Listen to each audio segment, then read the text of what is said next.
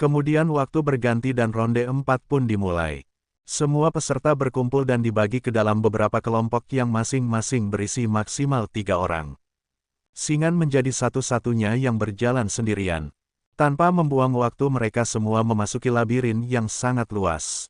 Begitu masuk ke dalam mereka dikejutkan oleh kondisi tempat tersebut yang mengingatkan mereka pada ronde pertama, di mana ruangannya terasa tak terbatas dan terus meluas. Mereka menyadari bahwa waktu yang diberikan hanya 4 hari, yang berarti ukuran labirin itu sangat besar. Ketika dihadapkan pada 2 jalur yang berbeda, Ryan menggunakan kekuatan divinenya untuk melihat kemungkinan di depan dan menemukan bahwa salah satu jalur memiliki jebakan, tetapi mereka bisa melewatinya dengan mudah. Sementara jalur lainnya ada sesuatu yang lebih berbahaya. Meskipun mengetahui adanya bahaya, Ryan justru memilih jalur berbahaya karena merasa ada sesuatu yang harus mereka hadapi di sana. Firasatnya mengatakan bahwa ada entitas kuat yang menunggu. Dan benar saja mereka bertemu dengan seorang dewa bernama Hermes. Seorang pembawa pesan ilahi yang akan menjadi penjaga permainan mini di dalam labirin. Ia menjelaskan bahwa labirin ini terlalu besar untuk dijelajahi sepenuhnya sehingga para dewa menciptakan permainan-permainan kecil sebagai jalan pintas. Jika peserta menang maka mereka akan mendapatkan jalur cepat menuju pintu keluar. Namun jika kalah maka kematian adalah konsekuensinya. Permainan yang diberikan ternyata sederhana, dalam konsep yaitu seperti permainan kejar-kejaran di mana setiap peserta memiliki tanda di tubuh mereka. Untuk menang mereka hanya perlu menyentuh tanda lawan. Permainan berlangsung di dalam sebuah hutan besar yang sebenarnya berada dalam ruang kecil, namun diperluas dengan manipulasi ruang oleh para dewa. Sebelum permainan dimulai Ryan menanyakan alasan Hermes menjadi fasilitator. Namun dewa tersebut menolak menjawab sebelum ia dikalahkan. Ia juga menambahkan bahwa 2 orang saja tidak cukup untuk melawannya sehingga mereka akan bergabung dengan peserta lain yang telah lebih dulu masuk. Salah satunya adalah seseorang yang mungkin Ryan ketahui. Saat itu 2 orang tiba-tiba datang dan Ryan langsung terkejut ketika melihat salah satu dari mereka karena wajah itu terasa sangat familiar dalam ingatannya. Ia menyadari bahwa orang itu memang pernah ia lihat di masa lalu. Lalu orang itu mengulurkan tangan dan menyampaikan bahwa ia senang bisa bertemu lagi dengan teman lama dan tidak menyangka mereka akan bertemu secepat ini. Ia juga memperkenalkan rekannya yang bernama Jack sebagai partner sejak ronde kedua. Jack merasa heran karena temannya terlihat tidak seperti orang yang mudah percaya untuk berteman. Namun orang itu menjelaskan bahwa hubungannya dengan Ryan berbeda karena mereka sudah saling kenal sejak kecil dan pernah melalui sesuatu bersama. Sebelum ia melanjutkan penjelasan Hermes tiba-tiba muncul dan menghentikan pembicaraan. Ia menyuruh mereka berhenti berbicara dan segera memulai permainan lalu langsung pergi. Setelah itu Ryan bertanya pada Aki tentang cara mencari target di hutan yang sangat luas. Aki menjelaskan bahwa waktu hanya 30 menit sehingga mustahil menyisir seluruh hutan bersama. Ia menyarankan mereka berpisah dan siapapun yang menemukan target harus memberi tanda agar yang lain bisa datang. Ia juga percaya Ryan mampu menangani situasi sendiri jika memang dia orang yang sama seperti dulu. Lalu mereka berpisah. Era merasa penasaran dengan orang tadi dan menilai auranya sangat kuat. Ryan membenarkan dan mengatakan bahwa orang itu memang seperti itu sejak kecil bahkan pernah menyelamatkan dirinya dan saudaranya dari bahaya. Era mencoba memastikan apakah kejadian itu seperti yang pernah ia baca. Namun pembicaraan mereka terhenti saat Hermes tiba-tiba muncul di depan mereka. Ryan terkejut melihatnya dan bertanya, Hermes menjelaskan bahwa meskipun mereka adalah pemburu bukan berarti ia harus bersembunyi. Ia merasa bersembunyi itu tidak sesuai dengan gayanya dan terlalu membosankan. Sebagai penyelenggara permainan ia ingin ikut bersenang-senang dan tidak peduli jika ia muncul di depan mereka karena ia yakin mereka tidak akan mampu menangkapnya. Setelah itu Hermes bergerak sangat cepat mendekati Ryan dan menantangnya dengan menunjukkan perbedaan kekuatan. Era langsung menembak Hermes, namun dalam sekejap Hermes menghilang dan muncul di kejauhan. Ryan langsung maju menyerang dengan cepat tetapi Hermes dengan mudah menghindar di udara.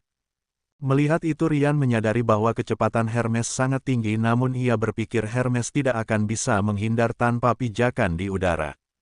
Era kembali menembak ke arah Hermes. Hermes mengakui bahwa mereka cukup cerdas namun ia sudah memikirkan hal itu sebelumnya. Ia langsung menciptakan kubus energi di udara lalu melompat di atasnya untuk menghindari serangan. Ryan terkejut melihat kemampuan itu. Hermes bahkan memuji kerja sama mereka yang bisa saling memahami tanpa bicara tetapi mengatakan itu masih belum cukup untuk mengalahkannya. Era kemudian mengeluarkan senjata kedua dan menembak lagi. Hermes menghindari peluru sambil meremehkan serangan tersebut. Namun Era menggunakan kemampuan flicker sehingga arah peluru berubah. Lalu ia meningkatkan kecepatan dengan kemampuan lain sehingga peluru melaju lebih cepat. Hermes tetap menghindar namun mulai menyadari ada sesuatu yang berbeda. Saat ia melihat ke arah Era ia terkejut karena peluru mengelilingi Era dari segala arah.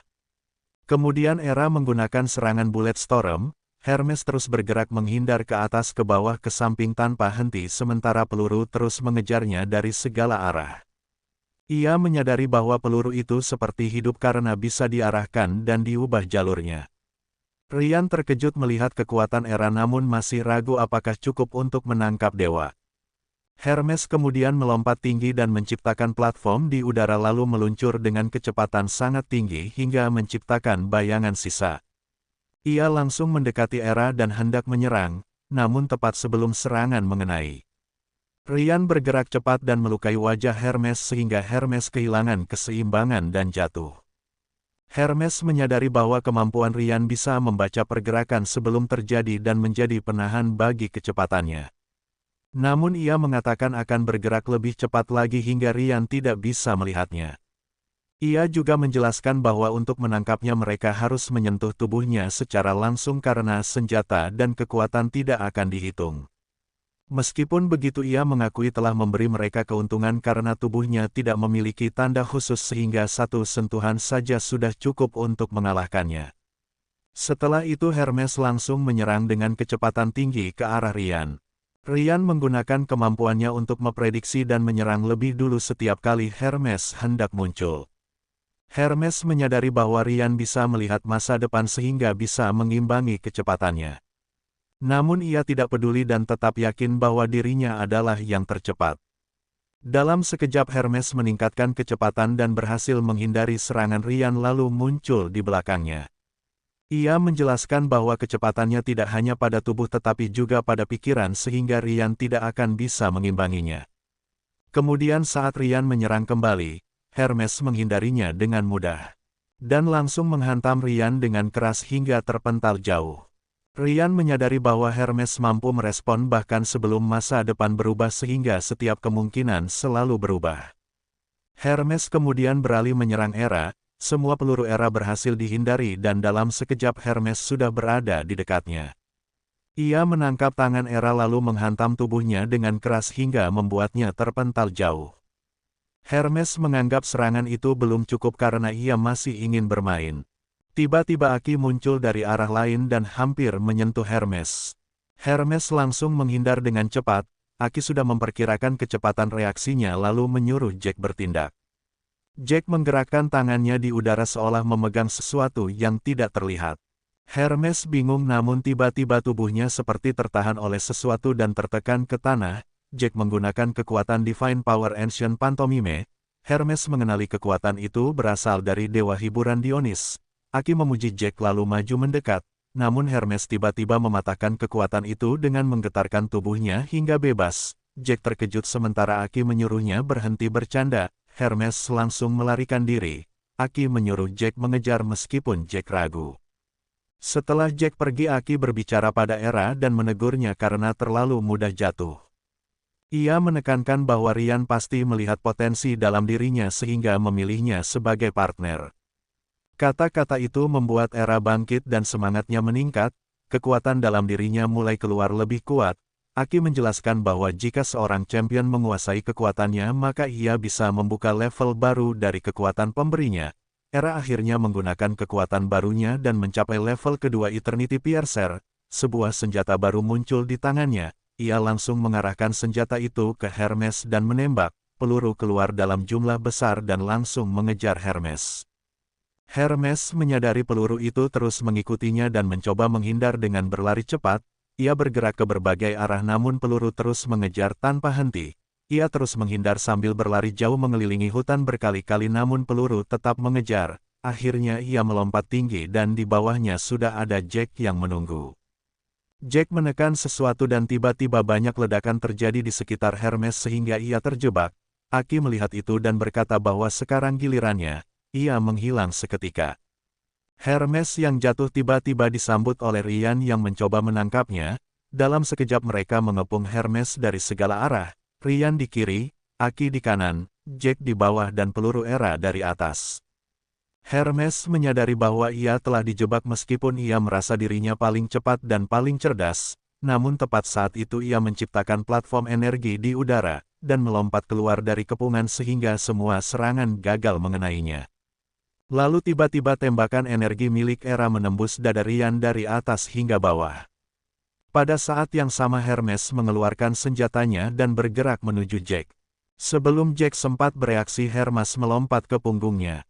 Tidak berhenti di situ ia mendorong tubuhnya dari punggung Jack lalu melesat ke arah Aki dan bersiap menyerang. Namun sebelum serangannya mengenai target waktu tiba-tiba habis dan serangan itu gagal mengenai sasaran. Hermes mengatakan bahwa mereka beruntung karena waktu habis tetapi di ronde berikutnya ia akan menghabisi mereka semua. Setelah itu terlihat Ryan yang hampir mati namun berhasil pulih. Jack merasa situasinya sangat buruk dan bertanya dengan panik saat melihat Aki pergi. Aki menjelaskan bahwa ia menuju area awal karena ronde berikutnya akan dimulai dan kali ini mereka yang akan diburu. Jack semakin cemas memikirkan cara mengalahkan Hermes. Sementara Ryan menyimpulkan bahwa mereka sudah memaksa Hermes sampai batasnya karena ia menggunakan kecepatan maksimum bahkan mengeluarkan senjata. Namun di ronde berikutnya Hermes tidak akan menahan diri dan Ryan tidak melihat satu pun jalur masa depan untuk menang.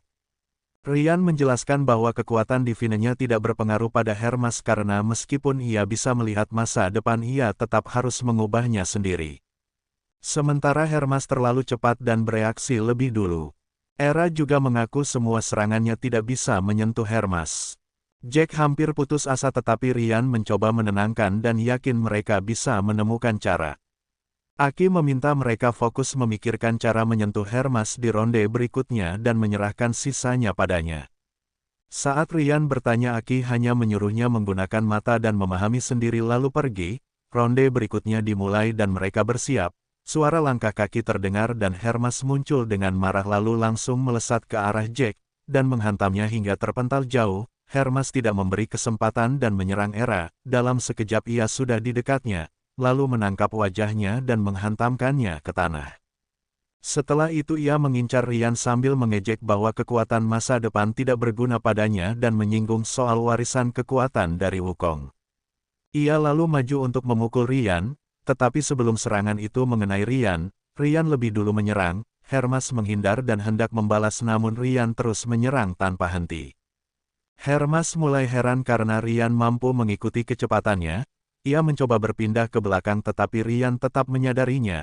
Hermes menyimpulkan bahwa Ryan mungkin bisa memprediksi serangannya meski tidak benar-benar lebih cepat, lalu ia meningkatkan kecepatan hingga menciptakan banyak bayangan dan membuat Ryan kehilangan fokus. Memanfaatkan itu Hermes mendekat dan menghantam Ryan hingga jatuh, ia menyatakan tinggal satu target lagi yaitu Aki. Hermes menantang Aki yang tetap berdiri diam tanpa lari. Aki menjelaskan bahwa lari tidak ada gunanya karena ia tidak lebih cepat. Hermes mengejek lalu menyerang dengan kekuatan penuh. Ryan berteriak. Tetapi Aki menutup mata dan tepat sebelum serangan mengenai, Hermes tiba-tiba sudah tidak bisa bergerak. Semua orang tidak mengerti apa yang terjadi. Aki menjelaskan bahwa kecepatan tanpa waktu tidak berarti, lalu mengungkapkan kekuatannya, Chrono King, ia adalah champion Dewa Waktu. Dan membuat Hermes kehilangan arah hingga jatuh, karena waktu kembali habis. Dan Hermes kebingungan berpikir apakah dia pingsan tadi, karena ingatan terakhirnya adalah hampir menyentuh Aki. Aki meminta semua bersiap karena ia akan membalikkan keadaan. Hermes menyadari Aki bisa mengendalikan waktu tetapi mungkin memiliki syarat tertentu, yang membuat Hermes tersenyum, karena menurutnya ini menarik. Ronde berlanjut dan pertarungan terus terjadi hingga puluhan ronde. Hermes hanya fokus mengejar Aki sementara yang lain mengamati. Mereka menyimpulkan ada dua kemungkinan menang, yaitu Hermes masuk ke dalam area waktu Aki, atau menarik Aki keluar dari area itu. Ryan memahami bahwa Aki menciptakan ruang di mana aliran waktu bisa dipercepat atau diperlambat bahkan dihentikan sepenuhnya. Hermes akhirnya mendekati batas itu dan bersumpah bahwa tidak ada yang tidak bisa ia kejar. Ia menganggap penghalang itu hanya rintangan dan dengan kecepatannya yang melampaui suara dan cahaya ia yakin bisa menembus waktu. Aki menyatakan waktu tidak bisa dikalahkan namun tiba-tiba Hermes berhasil menembus penghalang tersebut. Sebelum Aki sempat bereaksi Hermes menusukkan tangannya menembus dada Aki. Lalu dalam sekejap ia berpindah ke arah Ryan untuk menyentuhnya tetapi waktu kembali habis. Semua orang terdiam melihatnya dan terlihat Aki mungkin sudah metong. Hermes berkata ia akan mengirim mereka menyusul, kemudian terungkap kilas balik bahwa dahulu terjadi perang panjang antara Titan dan Olympian selama 10 tahun, saat itu Hermes masih muda dan penasaran, setelah perang Titan di penjara di Tartarus, Hermes yang penasaran masuk ke tempat itu dan menyadari keamanan yang lemah, di sana ia melihat seorang dewa berbicara dengan Kronos untuk membebaskannya dengan syarat tertentu. Kronos awalnya menolak tetapi berubah pikiran. Saat pembebasan hampir terjadi, Hermes menyerang dewa tersebut, namun serangannya dihindari dan hanya meninggalkan luka kecil. Hermes terkejut karena lawannya mampu menghindar, dewa itu mengenali Hermes sebagai anak Zeus. Hermes bingung, lalu memutuskan kembali untuk memberi peringatan, tetapi dewa itu mengejarnya dan mengakui tidak bisa menangkap Hermes sendiri. Lalu ia melempar petir milik Zeus ke arah Hermes. Hermes terkejut, dan terkena serangan itu hingga wajahnya terluka. Ia melihat Zeus dan Kronos berdiri di belakang dewa tersebut dan tidak mengerti mengapa ayahnya membiarkan hal itu terjadi. Zeus tidak menjawab dan mengalihkan pandangan, sementara dewa itu menyatakan bahwa Hermes masih belum memahami situasi yang sebenarnya. God menyatakan bahwa tidak ada pilihan lain selain mengikuti kehendaknya, karena keinginannya dianggap sebagai hukum yang harus dipatuhi. Ia mengingat masa lalu dan menyadari bahwa ayahnya gagal menjaga kehormatan, sehingga ia berjanji akan memperbaikinya di masa depan. Namun ia juga menyadari dirinya tidak jauh berbeda, karena masih dikendalikan oleh kekuatan lebih tinggi seperti boneka, tetapi ia bertekad akan melawan ketika ada kesempatan, dan memulai dari Kronos. Adegan berpindah saat Kronos menyelamatkan Aki dari serangan, membuat Aki terkejut karena baru menyadari bahwa waktu bisa ditembus. Ryan menjelaskan bahwa kemampuan Aki sudah tidak berguna dan ronde berikutnya akan menentukan nasib mereka, sementara Aki memastikan bahwa waktu persiapan sudah cukup. Ryan sempat ragu lalu menyimpulkan hanya ada satu cara untuk menang dan meminta semua mengikuti arahannya. Di sisi lain Hermes merasa bingung karena tidak ada serangan yang datang. Ia menganggap lawannya akan tetap kalah dan tidak perlu bertindak. Tiba-tiba Aki muncul dan langsung menyerang. Hermes dengan santai menghindar sambil meremehkan mereka yang dianggap tidak memiliki rencana. Aki kemudian mengaktifkan Kronos Slow. Saat Hermes hampir menginjak tanah, ia menciptakan pijakan di udara, lalu melompat keluar dari area pengaruh dan menjauh dengan cepat.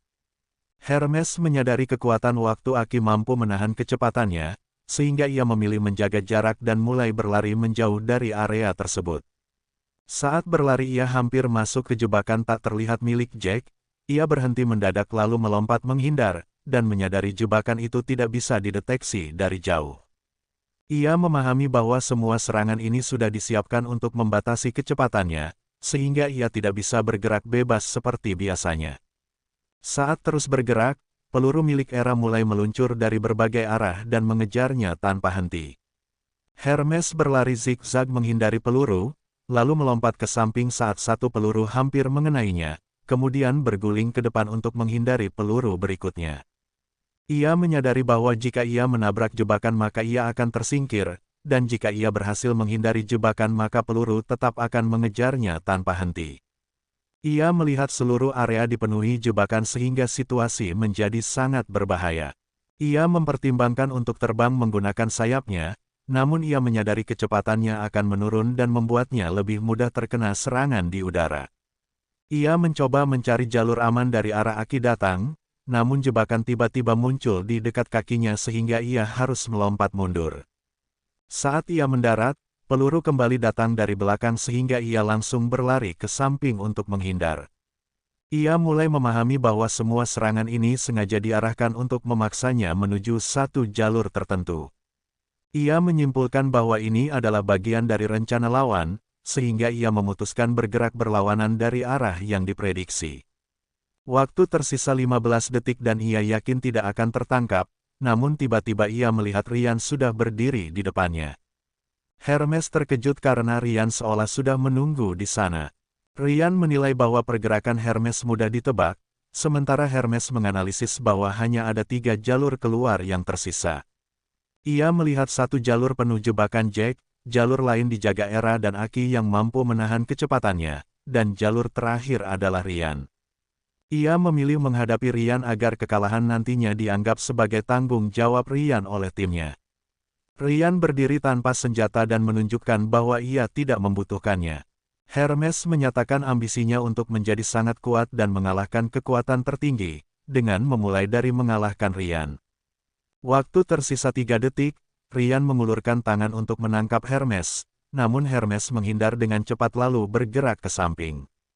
Ia terus berlari dan merasa bahwa kecepatan Ryan tidak mampu mengejarnya, sehingga ia yakin akan lolos saat waktu habis.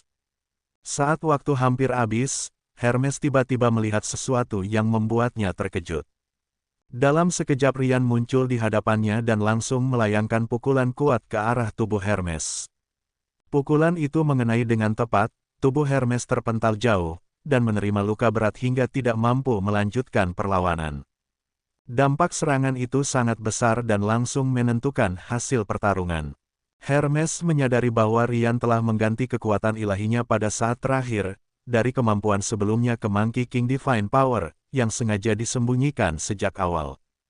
Perubahan mendadak itu membuat Hermes tidak sempat bereaksi dan akhirnya kalah. Semua orang melihat bahwa rencana Ryan berhasil, mereka mendekatinya dengan perasaan lega dan kagum. Hermes memahami alasan perhatian besar terhadap Ryan, karena ia mampu melewati setiap rintangan dengan cara yang tidak terduga. Saat hendak pergi Hermes dihentikan dan diminta menjelaskan alasannya ikut serta dalam ronde tersebut. Ia menjelaskan bahwa para peserta mengikuti permainan untuk membuktikan nilai diri di hadapan kekuatan tertinggi, dengan alasan yang berbeda-beda, sementara dirinya ingin memperbaiki penilaian terhadap dirinya. Ryan mulai menduga bahwa tidak semua pihak benar-benar setia. Ia menegaskan keinginannya untuk menghentikan kekuatan yang mengendalikan semua orang dan membebaskan mereka. Hermes menganggap hal itu sebagai tekad berbahaya, namun ia juga tertarik karena melihat perjuangan manusia yang penuh keteguhan. Ia menilai tekad seperti itu sebagai sesuatu yang menarik meski berisiko tinggi, lalu memberi kesempatan terakhir untuk bertanya. Saat ditanya tentang Ichika Asura, Hermes terkejut lalu mengakui bahwa sosok itu dikenal luas dan berada di dalam labirin, bahkan akan ada banyak kejutan lain di sana. Adegan berpindah ke Singan yang berjalan bersama rekannya, mereka dihentikan oleh kemunculan makhluk yang sudah tidak bernyawa. Seorang gadis muncul dengan pakaian serupa, membuat Singan curiga bahwa ia juga seorang pemenang permainan. Gadis itu menawarkan kerjasama untuk keluar dari labirin, dan menjelaskan bahwa bekerja sama akan meningkatkan peluang kemenangan. Singan menerima tawaran tersebut meskipun rekannya merasa ragu, lalu mereka mengikuti gadis itu. Di tempat lain seorang ahli kerajinan bernama Hephaestus sedang mengamati sebuah peluru aneh. Ia terkejut karena logam tersebut mampu melukai Gat dan belum pernah ia lihat sebelumnya. Inyu menjelaskan bahwa asal benda itu sulit dijelaskan, lalu mengungkap adanya kemampuan yang dapat mengganggu penglihatan masa depan Gat jika berinteraksi dengan Ryan Asura. Informasi itu membuat Hephaestus ragu karena merasa takut terhadap konsekuensi, sehingga ia belum bersedia membantu sepenuhnya karena ancaman dari kekuatan yang lebih besar masih membayangi. Inyo menyampaikan bahwa dia memiliki sebuah rencana. Kemungkinan pertama adalah bahwa kebebasannya akan menular ke orang lain karena pernah berkomunikasi dengan Ryan, sehingga orang itu juga akan mendapatkan kebebasan. Dia menekankan bahwa ini hanyalah dugaan pribadinya. Dia berpikir, jika Gat tidak bisa melihat masa depannya, maka interaksi yang terjadi dengannya juga membuat Gat tidak bisa melihat masa depan orang lain, sehingga orang tersebut menjadi bebas dari visi Gat. Kemungkinan kedua, jika kebebasan Inyo tidak menular, maka Gat tetap tidak akan mengetahui bahwa dia pernah bertemu dengan orang itu, dan tidak tahu dari mana peluru itu berasal, ditambah Gat sangat sibuk menyiapkan ronde keempat. Inyo hanya membutuhkan bantuan kecil dari orang itu, dan sebagai gantinya dia berjanji akan membantunya keluar dari sana.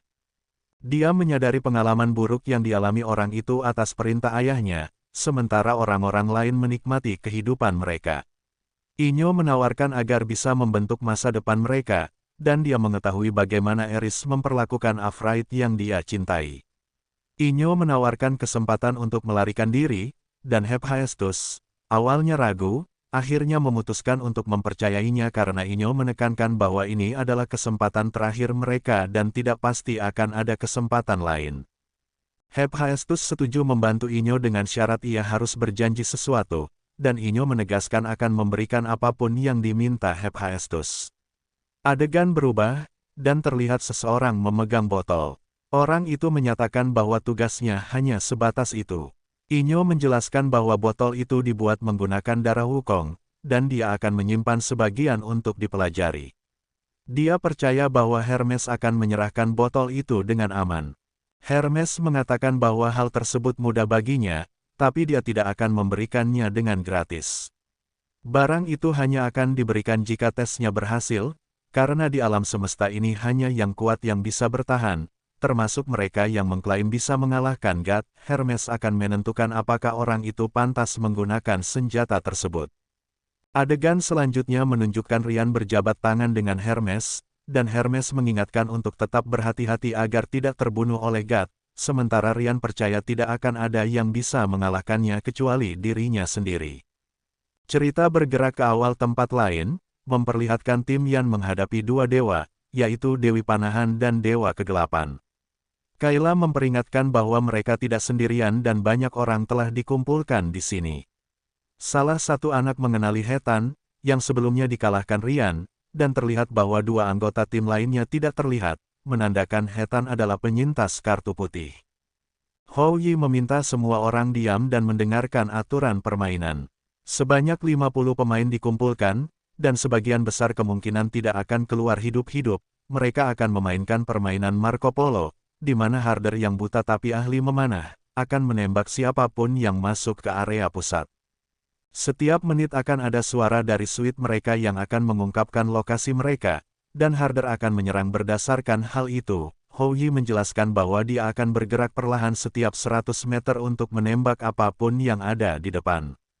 Yan menyimpulkan bahwa Hou Yi akan memaksa semua pemain maju ke pusat. Permainan dimulai, posisi pemain berubah sesuai permainan, dan Harder berdiri di tengah dengan semua orang mengelilinginya tetapi bersembunyi. Setelah 30 detik, tidak ada yang bergerak, dan Yan menilai menahan posisi bukanlah kesalahan, karena mereka semua ingin lihat apa yang terjadi setelah 1 menit.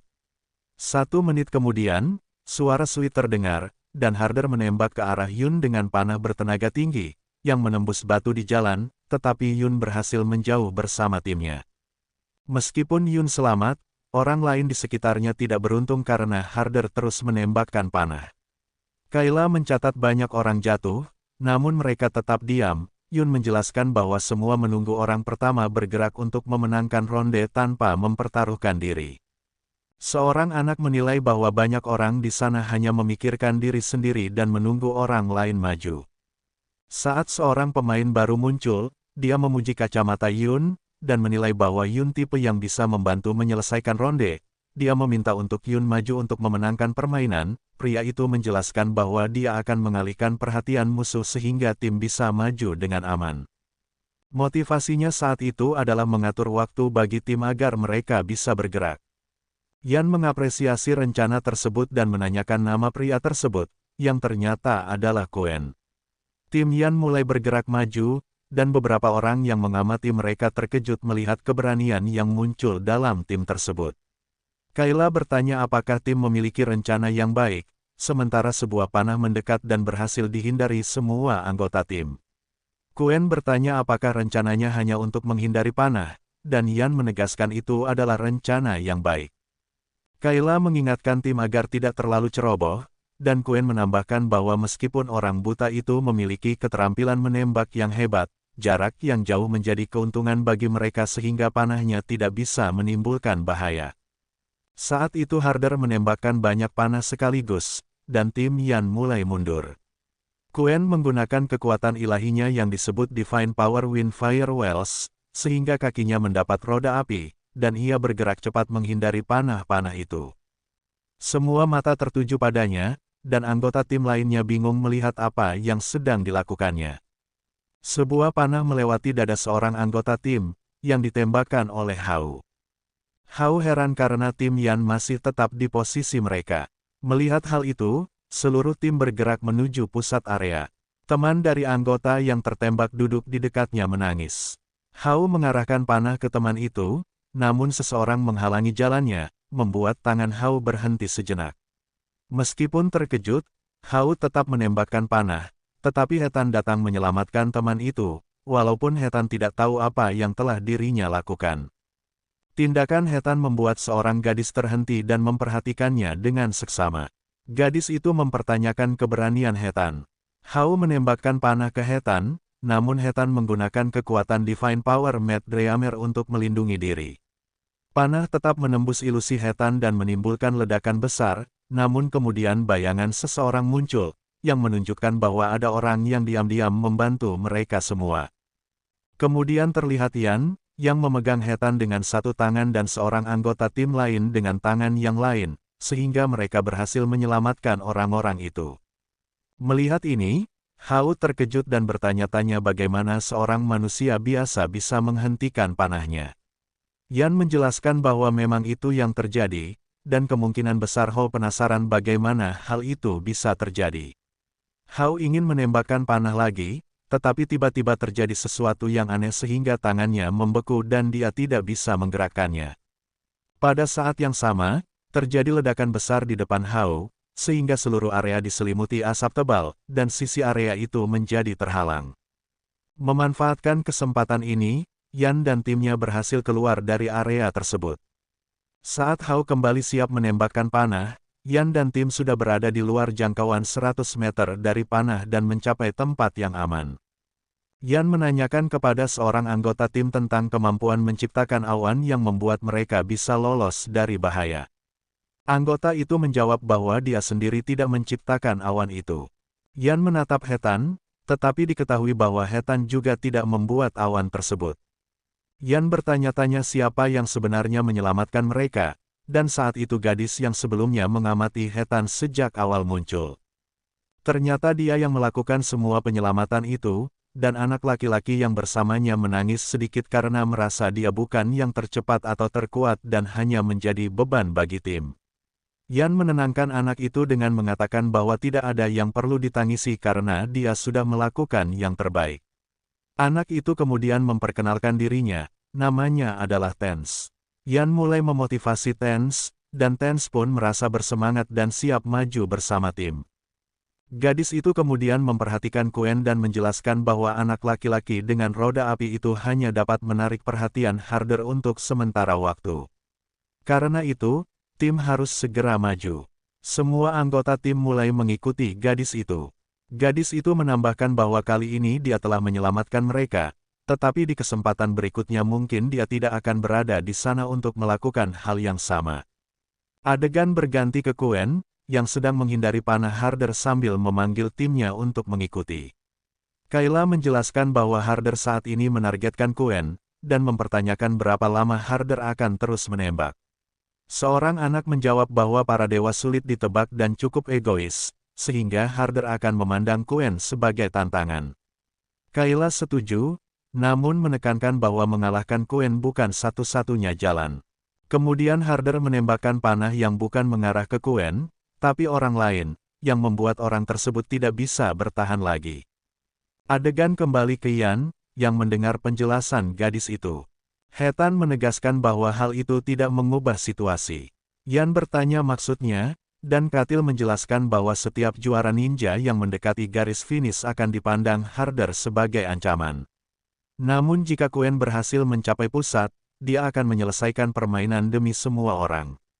Masalahnya, jika Quen hanya fokus pada dirinya sendiri, banyak orang bisa dalam bahaya. Yan menilai bahwa Quen sebenarnya mengorbankan dirinya demi keselamatan orang lain. Adegan berikutnya menunjukkan Harder menyerang seorang pria yang memegang benda seperti drum, yang mungkin adalah senjatanya. Pria itu menggunakan Divine Power Mass Wave untuk melindungi diri dan berhasil menghindari panah Harder. Dia menyadari bahwa dengan menggunakan kekuatan secara tepat, tim bisa menetralkan serangan panah Harder. Harder kemudian tersenyum dengan cara yang menegangkan, memberi kesan bahwa dia menikmati tantangan yang ada dan menyiapkan langkah berikutnya. Dan kemudian terlihat semua anak panah mengarah ke anak laki-laki tersebut dari berbagai arah.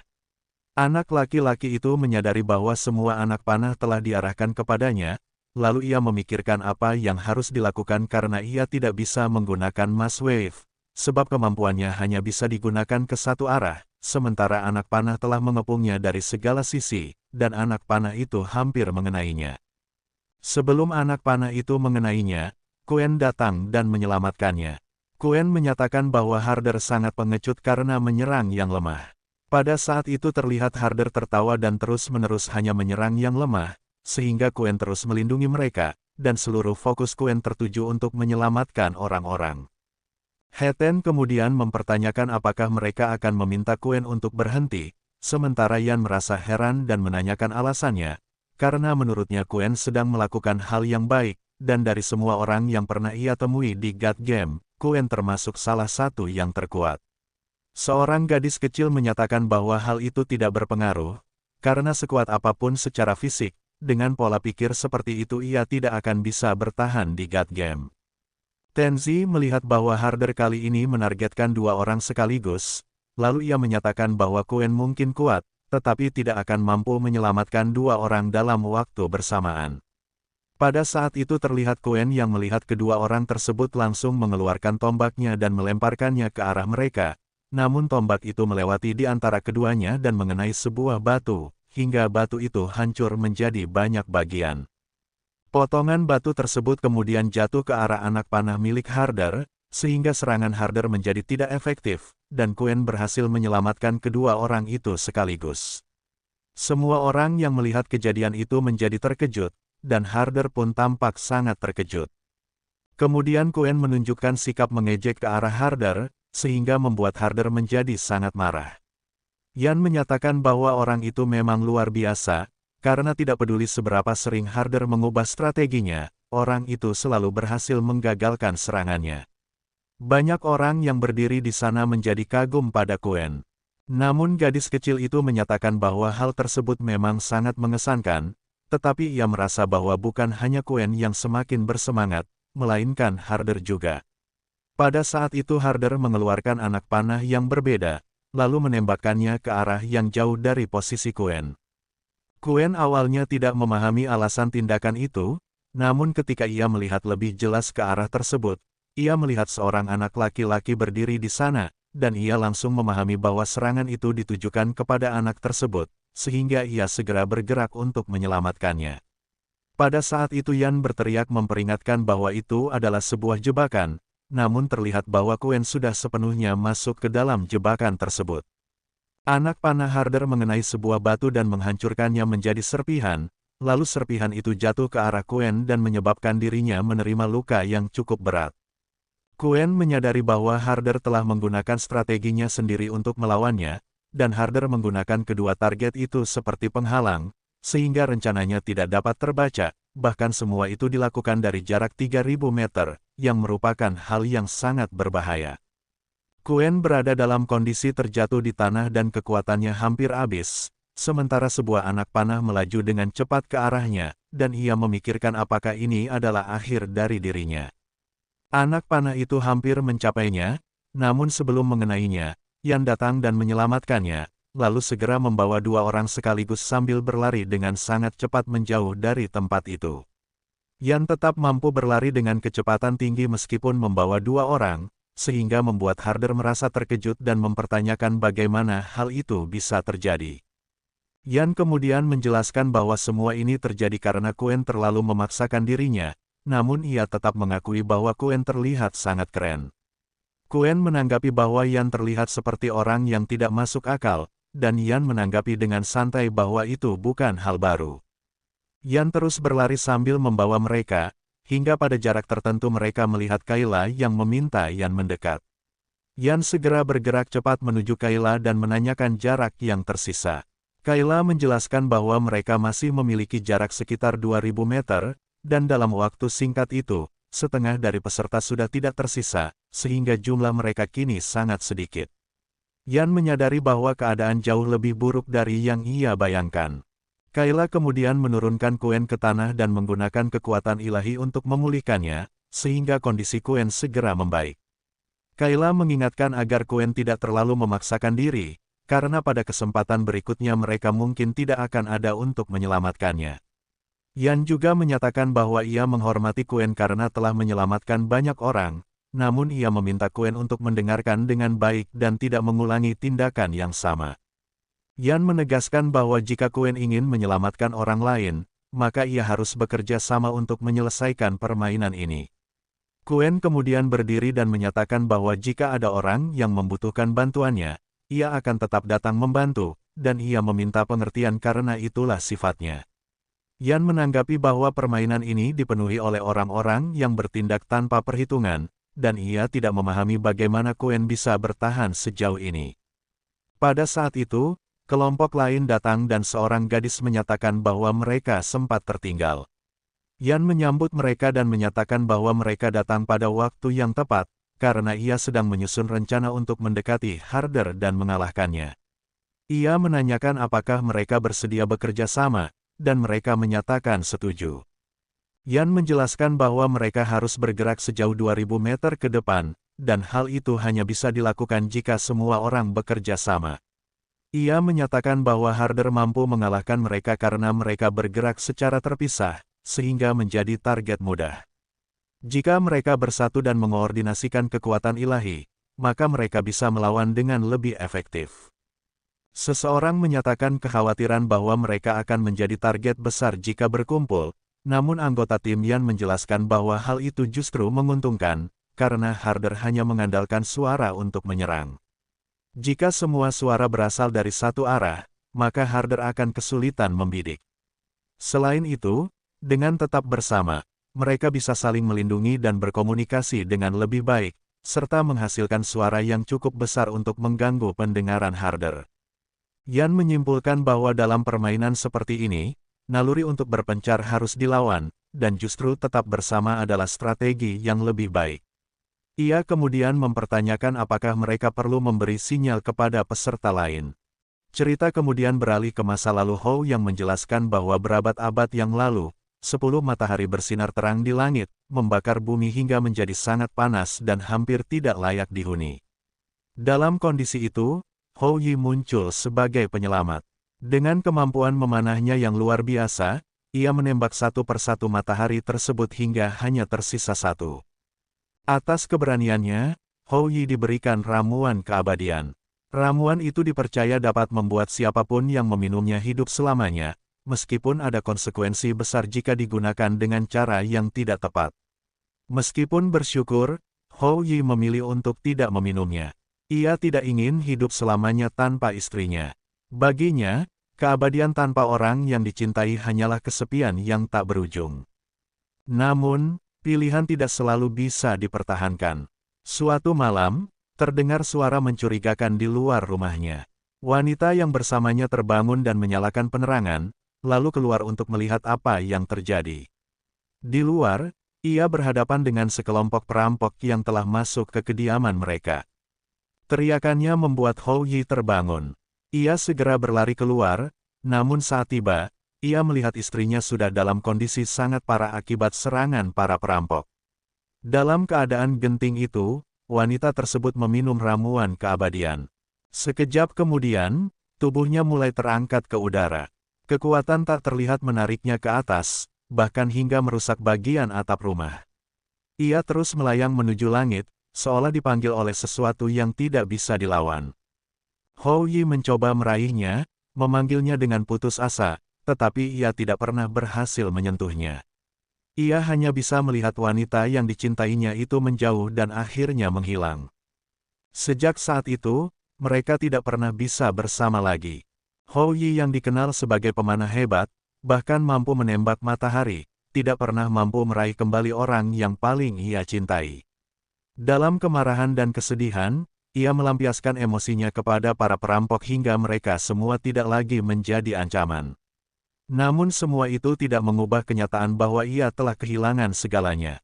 Ia kemudian merenungkan takdirnya. Ia memikirkan bagaimana matahari dan bulan selalu saling melengkapi, tetapi tidak pernah benar-benar bersama. Ia mulai bertanya apakah keabadian hanyalah bentuk lain dari kehilangan, seperti yang pernah dikatakan oleh Buddha, bahwa hidup yang panjang belum tentu berarti hidup yang utuh. Dalam kelelahan, Hou Yi terjatuh dan terbaring. Saat itulah muncul sebuah suara yang menyatakan bahwa ia telah menyia-nyiakan hadiah keabadian dan seharusnya merasa malu. Sosok itu mengaku sebagai dewa dan menyebut dirinya sebagai penyelamat. Sosok itu menawarkan sesuatu yang tidak pernah bisa Hou Yi lupakan, yaitu kemungkinan untuk mempertemukannya kembali dengan istrinya, bahkan untuk selamanya. Hou Yi yang diliputi harapan dan keputusasaan langsung menanyakan kebenarannya, dan menyatakan bahwa ia akan melakukan apapun jika hal itu benar. Sosok itu menjawab bahwa itulah yang ingin didengarnya. Beberapa waktu kemudian, terdengar banyak langkah kaki dan merasa bingung, lalu terlihat banyak peserta berlari bersama dalam satu kelompok. Hal ini merupakan bagian dari rencana Yan, yaitu mengumpulkan semua orang agar kekuatan mereka meningkat, dan seiring bertambahnya jumlah, semangat mereka juga meningkat, serta rasa takut mulai menghilang. Beberapa orang menyatakan tekad mereka untuk mengalahkan musuh, meskipun ada yang merasa jalannya berbahaya, namun mereka tetap maju karena tidak memiliki pilihan lain. Mereka semua bergerak dengan tujuan mengalahkan pihak lawan. Harder yang mendengar langkah mereka menjadi tertekan dan langsung menembakkan banyak anak panah ke arah mereka. Yan memperingatkan timnya untuk bersiap. Tense menggunakan kekuatan ilahi untuk menghadang serangan tersebut dan menciptakan dampak besar, namun serangan itu masih bisa ditembus. Kemudian Neva menggunakan kekuatan ilahinya dan berhasil menghentikan serangan tersebut, sehingga semua orang terkejut melihat kemampuannya.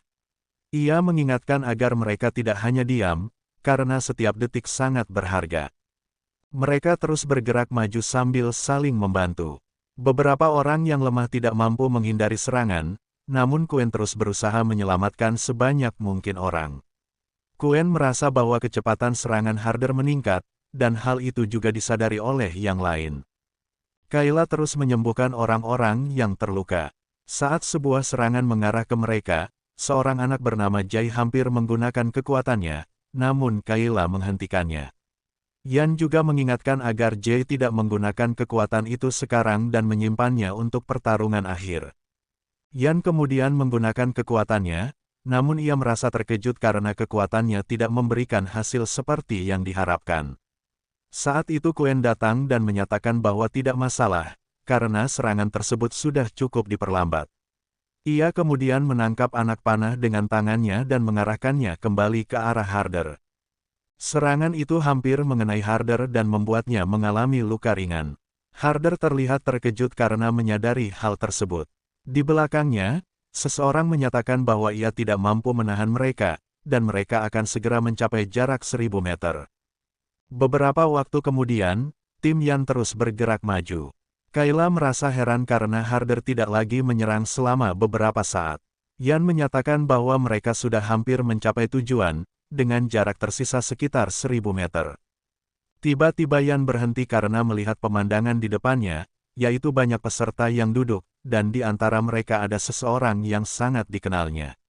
Orang itu menyatakan bahwa mereka akhirnya bertemu kembali, dan dari situ diketahui bahwa orang tersebut adalah ayah Yan. Kenangan masa lalu Yan mulai muncul, ia mengingat bahwa ia memiliki seorang adik dan seorang ibu. Suatu hari, ibunya sedang membersihkan rumah ketika ayahnya pulang dalam keadaan berlumuran darah, namun itu bukan darahnya sendiri. Ibunya merasa khawatir dan tidak menyukai hal tersebut, sementara ayahnya menyatakan bahwa ia melakukan itu demi mendapatkan uang, karena pekerjaannya menuntut hal tersebut. Ibunya menyarankan agar ia berhenti dan ia sendiri yang akan bekerja, namun ayahnya menolak. Perdebatan mereka semakin memanas hingga ayahnya bertindak kasar, namun kemudian ia menyesal dan meminta maaf. Ia berusaha menenangkan istrinya dan menyatakan bahwa ia akan berhenti dari pekerjaannya. Kenangan lain menunjukkan ibunya memberikan sebuah kacamata kepada Yan dan menyarankannya untuk selalu memakainya saat keluar agar matanya terlindungi. Yan merasa senang menerima pemberian itu. Namun suatu hari terjadi ledakan besar di dekat mereka, yang menyebabkan ibunya tidak selamat, sementara Yan masih bertahan hidup secara tidak terduga. Cerita kemudian berlanjut ke ingatan berikutnya tentang ayahnya.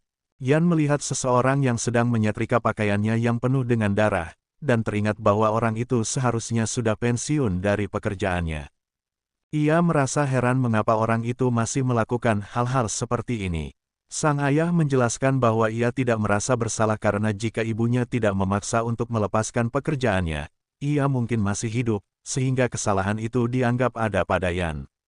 Yan menjadi ketakutan saat ayahnya mengangkat setrika dan menuduhnya sebagai sumber semua masalah. Pada saat yang sama, Han mengalami luka di wajahnya akibat tanda yang diterimanya, yang menandakan momen terakhir ia melihat ayahnya. Yan menceritakan bahwa setelah kejadian itu, ia memutuskan untuk menjadi yang terkuat agar dapat membalas dendam bagi keluarganya. Yan sangat marah dan menyatakan bahwa ia telah menunggu bertahun-tahun untuk momen ini. Ia menyinggung masa lalu ketika ia pernah kehilangan kesempatan untuk menangkap ayahnya dan ayahnya selalu pergi meninggalkannya. Ayahnya mengonfirmasi bahwa Yan pernah mencoba mengakhiri hidupnya sendiri setelah kematian ayahnya, dan hidupnya seakan hanya untuk membalas dendam. Namun kini, mereka bertemu lagi dan kesempatan yang hilang bertahun-tahun lalu akhirnya datang kembali. Yan memahami bahwa satu-satunya jalan untuk keluar dari situasi ini adalah menghadapi ayahnya dan pasukannya. Ayah Yan memberi perintah kepada timnya untuk menyerang semua orang yang ada di hadapan mereka. Tim Yan segera merespons dengan instruksi Kayla untuk membawa anggota tim yang lain seperti Hetan, Kuen, Tens, dan Niwa untuk tetap di posisi dan membantu melawan musuh. Tim mulai bergerak maju tanpa ada niat untuk menyerah. Kedua tim lawan akhirnya bertabrakan, masing-masing memilih targetnya sendiri. Dua saudara dari tim ayah Yan memegang sesuatu seperti raket badminton dan saling melempar bola energi. Salah satu bernama Ro dan yang lain Ko, berhadapan dengan Tens dan Niva yang masing-masing memiliki sponsor berbeda. Niva disponsori oleh Zeus dan Tens oleh Dusara. Adegan berpindah ke Hetan yang berhadapan dengan lawan yang terlihat seperti seorang raja. Lawan itu bernama Iwan, disponsori oleh Beelzebub. Kuen juga menghadapi lawan yang seluruh tubuhnya dilindungi armor, bernama Gravien, disponsori oleh Merlin. Sementara itu, Yan berdiri di hadapan ayahnya dengan ekspresi penuh antisipasi, karena momen yang ditunggu bertahun-tahun akhirnya tiba untuk membalas dendam. Ayahnya menanyakan apakah Yan benar-benar ingin melakukannya, dan Yan menegaskan bahwa ia telah menunggu momen ini selama bertahun-tahun. Ia kemudian menyerang ayahnya, namun ayahnya menangkis pukulannya. Perhatian bergeser ke kontestan lain yang berlari bersama Kayla dan Jai. Kayla menekankan bahwa tujuan utama mereka adalah memenangkan permainan, bukan terlibat dalam perkelahian yang sia-sia. Tiba-tiba seorang gadis melompat ke arah mereka dengan kekuatan yang membuat tanah retak. Ia menjelaskan bahwa ia tidak akan membiarkan mereka pergi karena sebelumnya ia sudah membuat kesepakatan dengan para dewa. Gadis itu bernama Ishi. Kayla bertanya mengapa Ishi mendukung para dewa, dan Ishi memasang headphone serta memutar musik sambil mengatakan bahwa jika harus memilih antara dirinya dan yang lain, ia akan selalu memilih dirinya sendiri. Ishi melompat ke arah Jai untuk menyerang, namun sebelum serangannya mengenai, Kayla menahan semua serangan tersebut. Akibatnya, tangan Kayla terluka parah sampai copot. Seorang pria muncul di belakangnya dan menodongkan pisau ke lehernya, sementara dua orang lainnya menyerangnya dari bawah. Ishi kemudian menendang seorang musuh dengan kekuatan besar, sehingga tubuh lawan yang dilindungi perisai terbelah dua, dan ia mengambil perisai itu sambil menyingkirkan dua orang lainnya yang ikut terbumbun akibat serangannya. Ishi menekankan bahwa timnya adalah yang paling kuat dalam mini game ini, dan sekarang giliran lawan untuk menghadapi kematian mereka. Setelah itu, dua orang yang masih hidup menatap Kayla dan menyadari bahwa yang akan menghadapi kematian selanjutnya adalah mereka. Dan kemudian Ishi langsung menyerang ke arah mereka. Sedangkan di sisi Tenzi dan Niva bersiap menghadapi musuh yang menghadang jalan mereka. Niva menembakkan serangan besar ke arah musuh, tetapi mereka berhasil menghindar sambil memindahkan bola energi di antara mereka. Dan kemudian bola berat menghantam dada Tenzi, membuatnya kesakitan. Saat mereka akan menyerang Tenzi kedua kalinya, dengan sigap, Tenz menggunakan batnya untuk menangkis bola itu, yang ternyata seberat lebih dari 100 kg. Ia heran bagaimana mereka bisa membawa benda seberat itu, tetapi menyadari bahwa pengalaman itu membawanya kembali ke kenangan masa lalunya, saat ia bermain baseball dan memukul bola dengan bat, menghadapi 3 kali strike yang menantang. Tenz mengalami kekalahan dalam permainan dan langsung menerima pukulan bertubi-tubi dari seorang lawan. Pukulan itu begitu keras sehingga membuatnya meneteskan air mata. Di sepanjang jalan, setiap orang yang ditemuinya juga menambahkan pukulan atau ejekan, tanpa ada yang memberikan pujian padanya. Tenz menceritakan bahwa ia memiliki pengetahuan lengkap tentang baseball, tetapi kekurangan utamanya adalah kurangnya kepercayaan diri, yang membuatnya selalu takut menghadapi bola. Setelah kejadian itu, Tenz menemukan tempat untuk duduk sejenak, namun seorang teman masih terus memukulnya dan mengucapkan kata-kata yang menyakitkan. Saat itu, pelatihnya datang dan menenangkan Tenz, kemudian bertanya apakah ia siap menghadapi pertandingan pertama musim ini. Tenz menjawab bahwa ia tidak merasa begitu bersemangat. Pelatihnya kemudian menanyakan alasan Tenz tetap bermain baseball meskipun tidak merasa semangat, mengingat perlakuan orang lain terhadapnya. Tenz menjelaskan bahwa meskipun ia tidak selalu mampu bermain dengan sempurna, ia sangat menyukai baseball, dan itulah sebabnya ia selalu kembali setiap tahun untuk ikut bermain. Setelah itu, Tenz menangis dengan keras karena ia ingin suatu saat mampu memukul bola dengan baik dan memiliki kepercayaan diri yang cukup untuk menghadapi bola tanpa takut.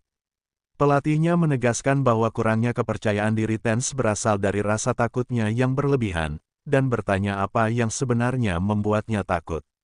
Tenz menjawab bahwa ia takut terhadap segala hal. Pelatihnya kemudian menawarkan sebuah trik untuk membantu Tenz mengatasi rasa takut itu. Adegan kemudian bergeser ke masa kini, di mana Tenz berdiri menghadapi bola dengan keberanian, siap menghadapi serangan lawan sendirian. Lawan-lawannya berkata bahwa kali sebelumnya Tenz beruntung, dan keberuntungan tidak selalu menyertainya.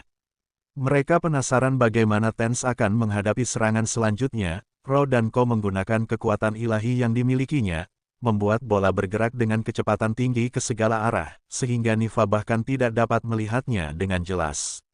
Niva memutuskan menggunakan smoke screen untuk memberi waktu bagi mereka melarikan diri. Tenz menenangkan Niwa dan meminta agar semua diserahkan padanya. Niwa merasakan sesuatu yang berbeda dari Tenz, dan saat itu Ro menyuruh bola bergerak ke arah Tenz.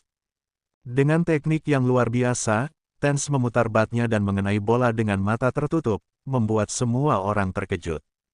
Ia menggunakan kekuatan ilahinya untuk memukul bola itu jauh keluar. Niwa bertanya mengapa Tenz tidak pernah memberitahunya bahwa ia bisa melakukan itu, dan Tenz menjelaskan bahwa teknik ini hanya bisa ia lakukan saat mata tertutup, sebuah trik yang diajarkan oleh pelatihnya. Teknik ini membantu Tenz berubah dari seseorang yang kurang percaya diri menjadi sangat percaya diri, dan sejak itu, setiap kali menghadapi kesulitan, ia menutup matanya. Niwa menganggap metode itu aneh, tetapi setuju bahwa selama bekerja, ia tidak akan menjadi masalah. Tenz menyadari bahwa bola lawan kini jauh, dan ini adalah kesempatan terbaik untuk menyerang lawan. Ro bertanya apakah mereka akan mendapat kesempatan lain, dan Ko menjelaskan bahwa ia sedang memanipulasi bola menggunakan kekuatan ilahinya, mengubah arah bola menuju Tenz. Tenz berhasil memblok bola dengan batnya, meskipun kekuatan serangan lawan sangat besar. Ia menyadari bahwa kekuatan lawan bekerja bersama, satu membuat bola sangat memantul, sementara yang lain menciptakan efek di udara. Tenz kemudian berhasil membelokkan serangan lawan.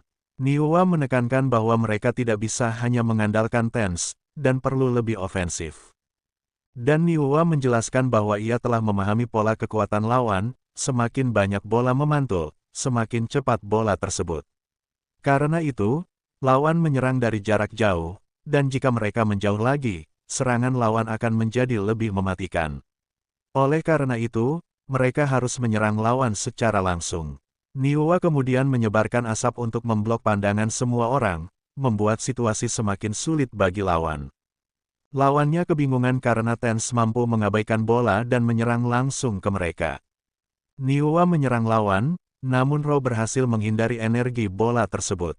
Bola lain meluncur cepat ke Ko, yang melompat tinggi sehingga bola melewatinya. Ko kemudian menggunakan kemampuannya, dan langsung melesat ke arah mereka secara langsung. Melihat itu Niva sangat terkejut, akan Tetep Itenzi langsung melesat dan menginjak kepala Niva untuk melompat sangat tinggi, dan saat ada di udara dan akan menyerang Ko, Ro langsung melempar bola ke arah Tenzi, namun Tense berhasil menghindar. Kini saatnya melakukan home run. Ro menangis dan berteriak agar Tense menjauh, sementara Ko yang menyaksikan semuanya hampir tidak bisa menerima kenyataan. Tense memukul bola dengan keras, dan bola menghantam Ro dengan kecepatan tinggi hingga membuat wajahnya terluka parah, menyebabkan Ro tidak bisa bertahan seketika.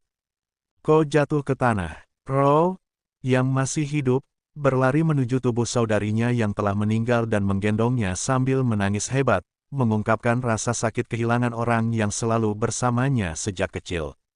Ia mengenang masa-masa mereka menjadi anak yatim, hidup dengan mengemis, dan berjanji suatu hari akan menang dalam permainan dewa bersama serta menjalani kehidupan yang baik. Namun, impian itu direnggut oleh musuh mereka. Niva mengingatkan bahwa mereka tidak bisa menyalahkan diri sendiri karena keputusan untuk mendukung para dewa adalah pilihan mereka sendiri, dan konsekuensinya harus dihadapi. Ia kemudian menyerang, menyebabkan Ro juga tidak bisa bertahan dalam pertempuran itu. Tense merasa sedih atas kejadian ini, namun Niwa menegaskan bahwa mereka tidak punya waktu untuk bersedih dan harus melanjutkan perjalanan karena jalannya masih penuh rintangan.